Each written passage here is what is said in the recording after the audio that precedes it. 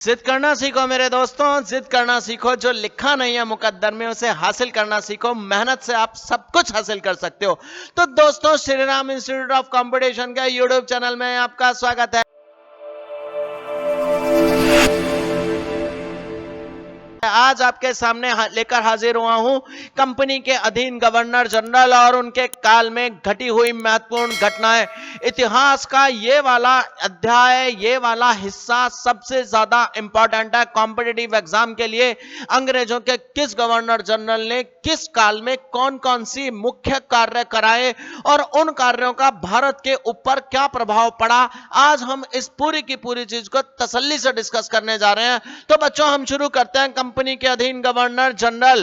Company के अधीन governor general के बारे में बातें। सबसे पहली बात करते हैं रॉबर्ट क्लाइव के बारे में।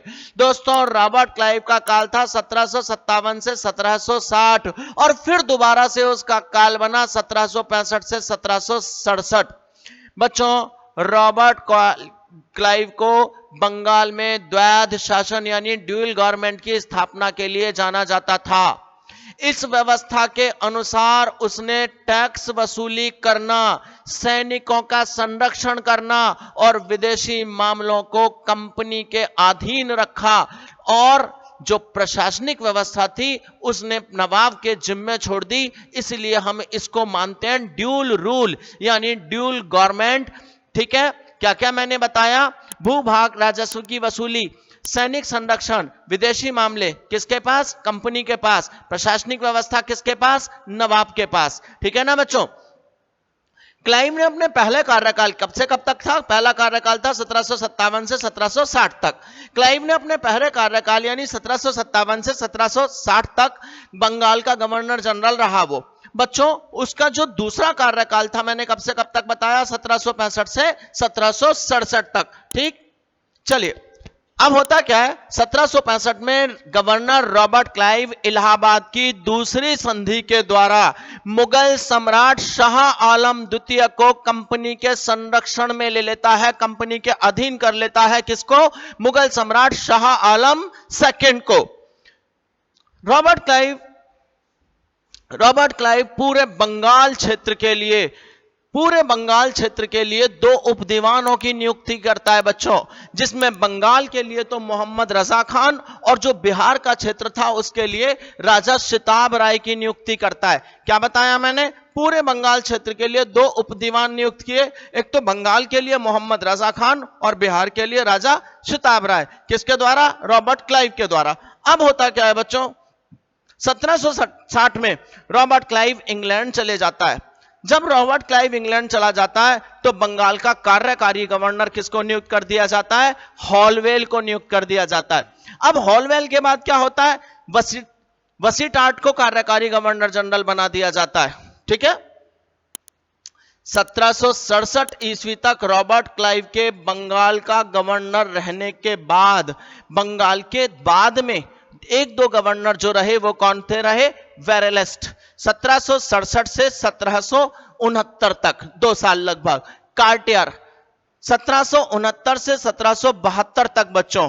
और फिर वॉरेन हेस्टिंग्स 1772 से 1774 तक बच्चों। और फिर 1772 ईस्वी में ये गवर्नर रहे वॉरेन हेस्टिंग्स।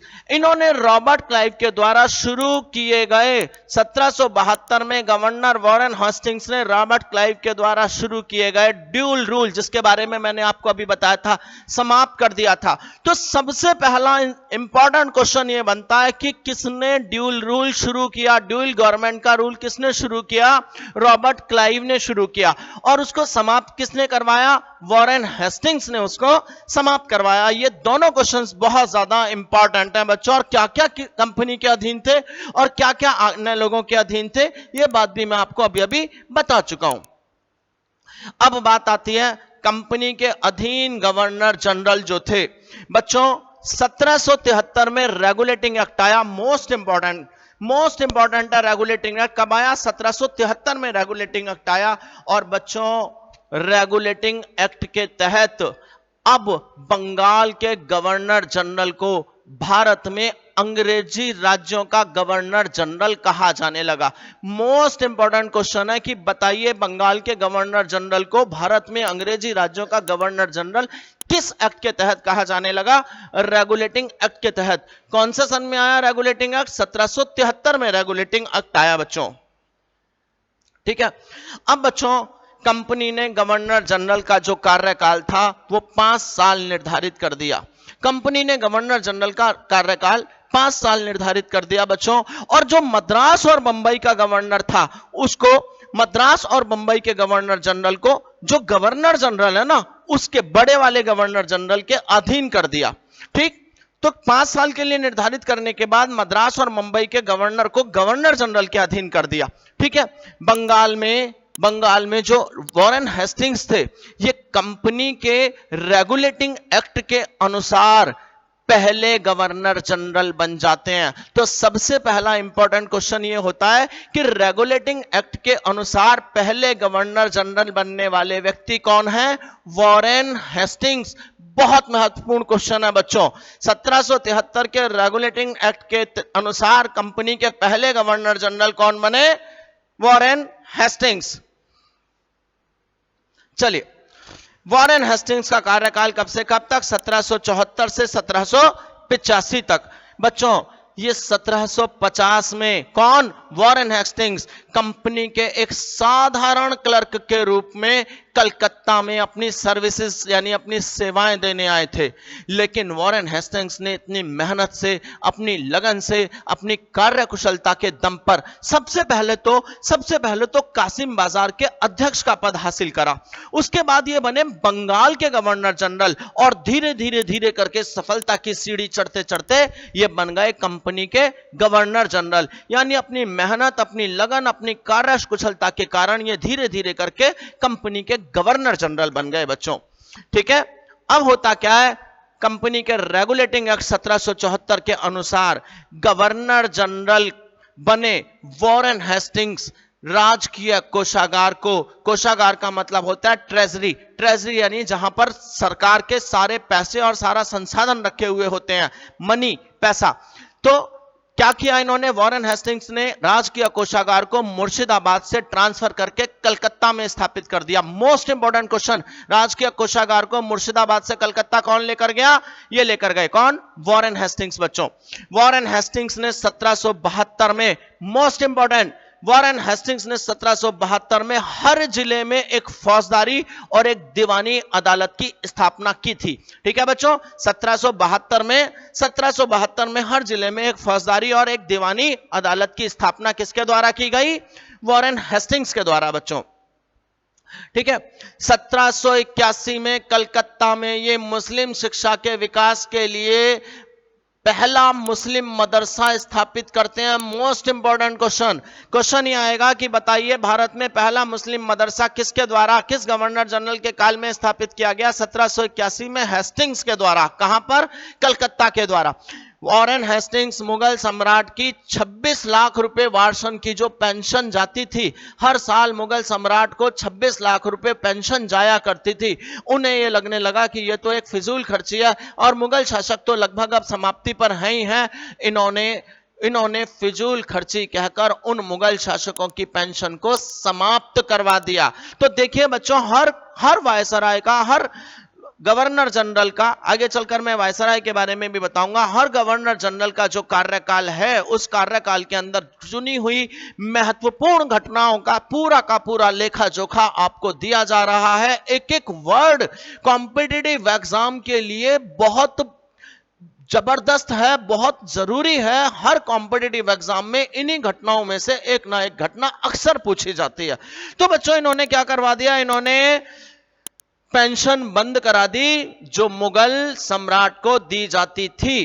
ठीक है बच्चों, हेस्टिंग्स ने गीता के अंग्रेजी अनुवाद करने वाले विलियम विल्किंस को राज्य में आश्रय प्रदान किया। बहुत तरह से उनके मदद की गई बच्चों।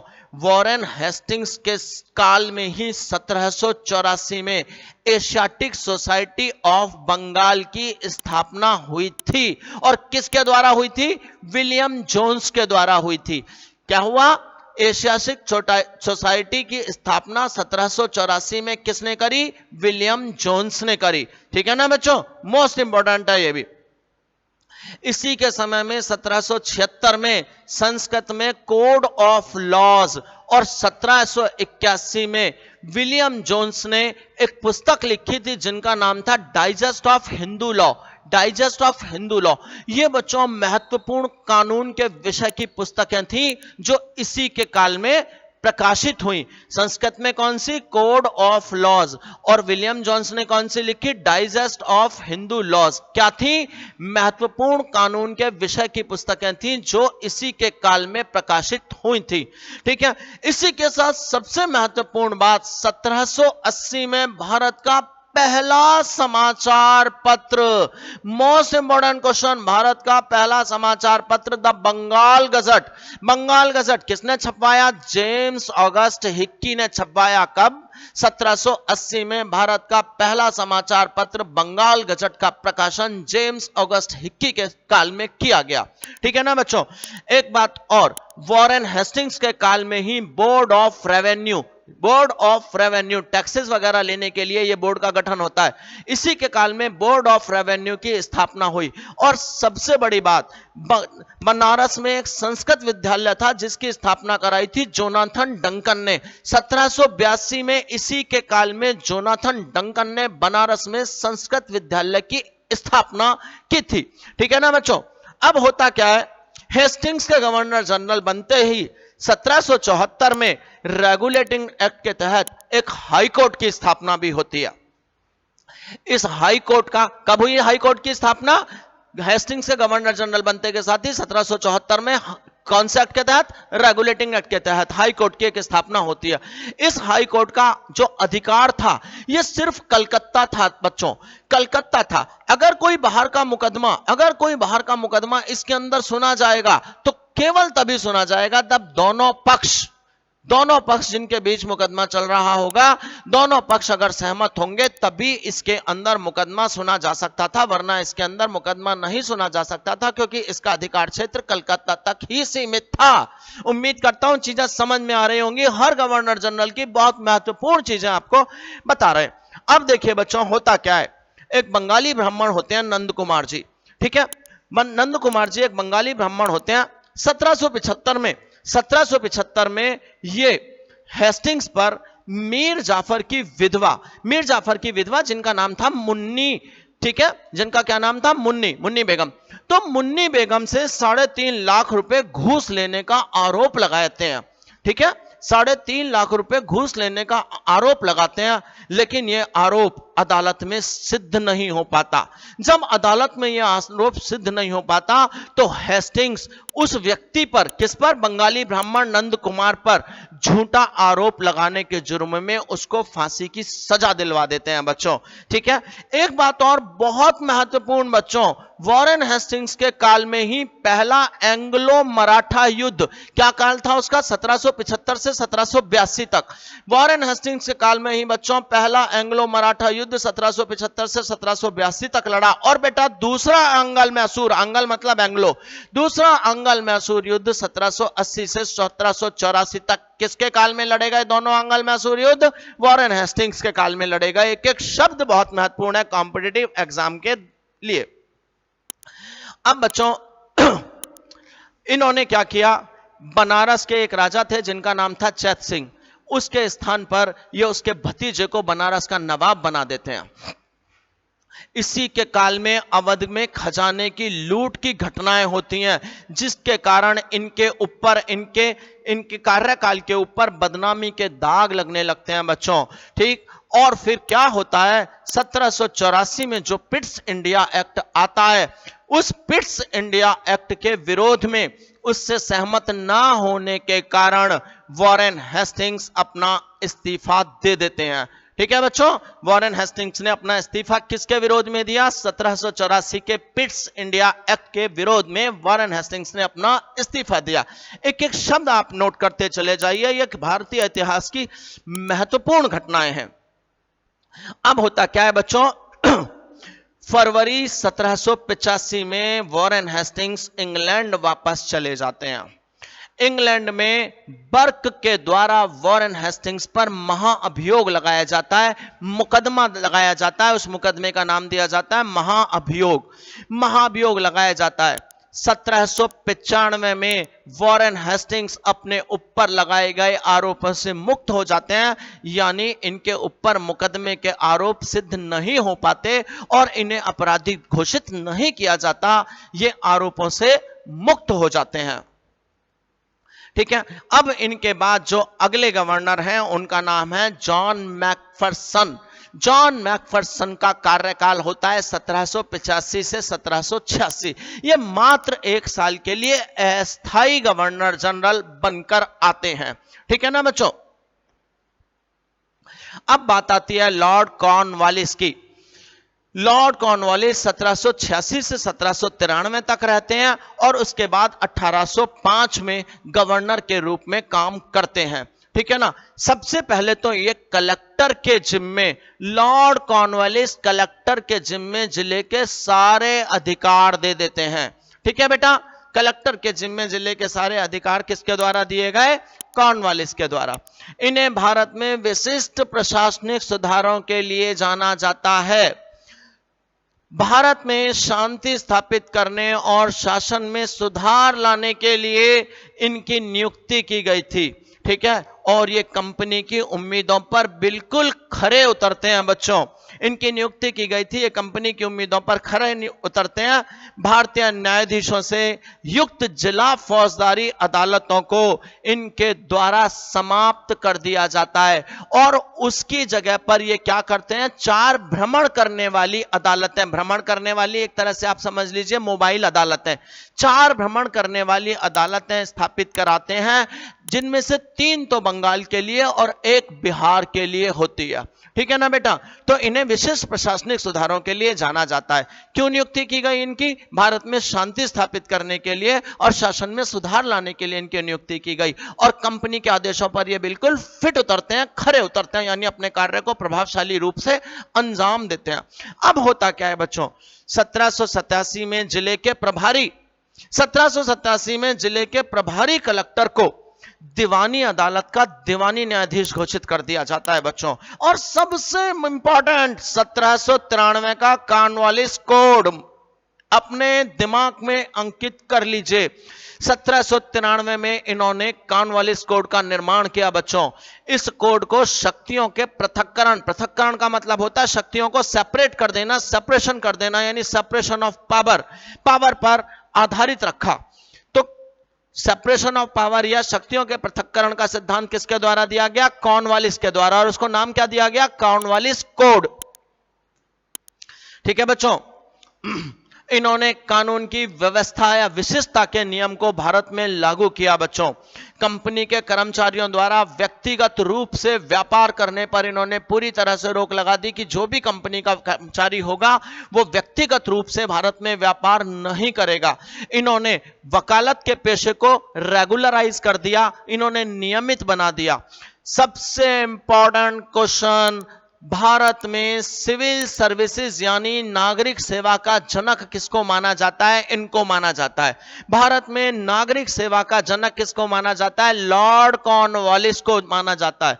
और साथ ही केवल नागरिक सेवा नहीं, इनको पुलिस एडमिनिस्ट्रेशन का जनक भी माना जाता है, यानी पुलिस व्यवस्था का जनक। लॉर्ड कॉर्नवालिस को पुलिस व्यवस्था का जनक भी माना जाता है। यही पुलिस व्यवस्था में सुधार लेकर आए बच्चों। पुलिस व्यवस्था में केवल सुधार नहीं लाए, इसके अलावा इन्होंने पुलिस कर्मचारियों के जो अधिकारी थे, जो कर्मचारी थे, उनके वेतन में बहुत अच्छे तरीके से वृद्धि भी कराई, जिससे लोगों को जॉब सेटिस्फैक्शन मिले। तर्कसंगत वृद्धि की गई थी बच्चों। इन्होंने ग्रामीण क्षेत्र में जमींदारों को प्राप्त पुलिस के अधिकारों से भी वंचित करा दिया। किसकी बात चल रही है? लॉर्ड कॉर्नवालिस की। नागरिक सेवा का जनक भी बोला गया, इनको पुलिस व्यवस्था का जनक भी बोला गया। ठीक है बच्चों। अब होता क्या है? इन्होंने जिलों में पुलिस थाने की स्थापना करवाई, इसीलिए तो इनको पुलिस व्यवस्था का जनक कहा जा रहा है। जिलों में पुलिस थाने की व्यवस्था कराई, हर जिले में एक दरोगा की नियुक्ति करवाई और फिर उसको उस जिले का प्रभारी बनवा दिया गया बच्चों। अंग्रेज मजिस्ट्रेटों को जिले के पुलिस का कार्यभार दे दिया गया। किसको?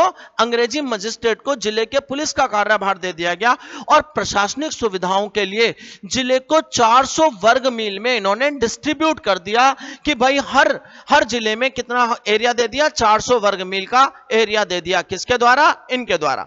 ठीक है ना बच्चों? अच्छा, इन्होंने भारतीयों के लिए सेना में सूबेदार, जमादार और प्रशासनिक सेवा में मुंसिफ, सदर अमीन और डिप्टी कलेक्टर से उच्च पद नहीं सौंपा जाता था। भारतीय जो लोग थे उन्हें सेना में जो मैक्सिमम पद मिल सकता था वो था सूबेदार, जमादार और प्रशासनिक सेवाओं में उनको जो पद मिल सकता था वो कौन सा था? भारतीय लोगों की बात चल रही है। भारतीय लोगों को सेना में जो टॉप मोस्ट पद मिलेगा, क्या मिलेगा? सूबेदार, जमादार और प्रशासन। जमादार ये वो वाला नहीं, झाड़ू वाला नहीं, कभी उसको जमादार समझो, पद का नाम था। और प्रशासनिक सेवा में मुंसिफ, सदर अमीन और डिप्टी कलेक्टर से उच्च पद भारतीय लोगों को नहीं सौंपा जाता था।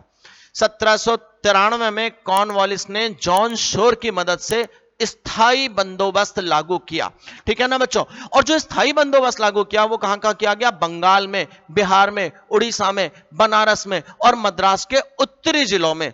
स्थायी बंदोबस्त बंगाल, बिहार, उड़ीसा, बनारस और मद्रास के उत्तरी जिलों में लागू किया गया।